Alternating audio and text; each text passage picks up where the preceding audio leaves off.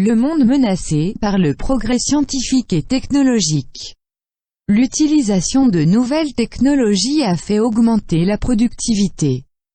Les moyens de transport modernes nous permettent de nous déplacer plus rapidement.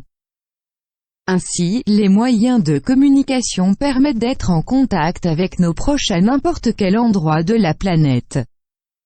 Le téléphone portable, le courrier électronique, le fax ont transformé le monde en un grand village. On peut dire que ces nouveautés technologiques sont nécessaires et bénéfiques pour nous. Mais les progrès techniques et scientifiques dans la vie quotidienne ne vont pas sans problème sérieux. Les villes qui devraient permettre de bénéficier du confort moderne connaissent un entassement qui y rend la vie pénible. Encombrement automobile, insuffisance de transport en commun, bruit, s'y ajoute la pollution de l'air due au gaz lâché par les automobilistes et les milliers de cheminées. À cause de cette atmosphère pesante, le citadin est obligé de fuir vers la nature à condition d'affronter les longues files de voitures qui quittent la ville chaque week-end vers une campagne qui recule devant la banlieue. La pollution de l'air laisse présager l'apparition d'un nombre incroyable de problèmes climatiques.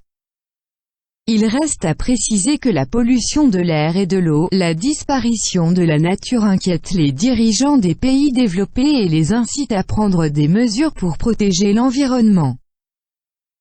Science et Vie Junior, juin 1980.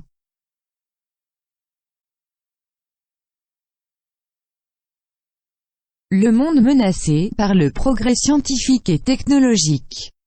L'utilisation de nouvelles technologies a fait augmenter la productivité. Les moyens de transport modernes nous permettent de nous déplacer plus rapidement. Ainsi, les moyens de communication permettent d'être en contact avec nos proches à n'importe quel endroit de la planète. Le téléphone portable, le courrier électronique, le fax ont transformé le monde en un grand village. On peut dire que ces nouveautés technologiques sont nécessaires et bénéfiques pour nous. Mais les progrès techniques et scientifiques dans la vie quotidienne ne vont pas sans problème sérieux.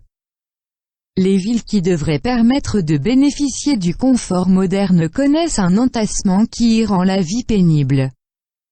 Encombrement automobile, insuffisance de transport en commun, bruit, s'y ajoute la pollution de l'air due au gaz lâché par les automobilistes et les milliers de cheminées.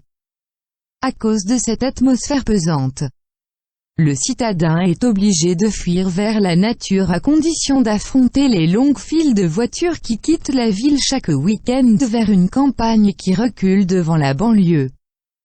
La pollution de l'air laisse présager l'apparition d'un nombre incroyable de problèmes climatiques.